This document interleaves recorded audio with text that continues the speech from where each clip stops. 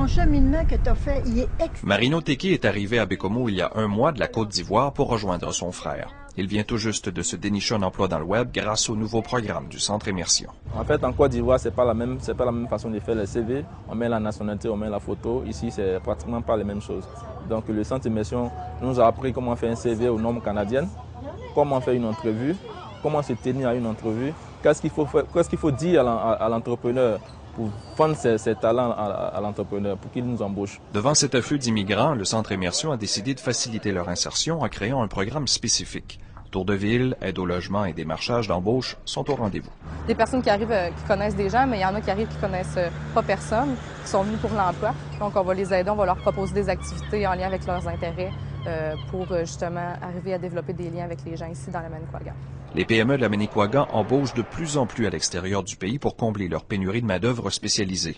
Chez Groupe Conseil TDA, 10% des employés sont des immigrants.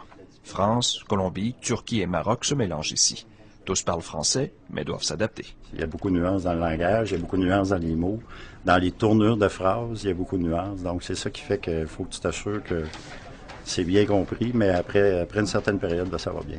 Les entreprises spécialisées de la Manicouagan devront compter de plus en plus sur l'immigration internationale pour combler leurs postes, parce que la pénurie de main-d'œuvre n'est pas prête de s'estomper.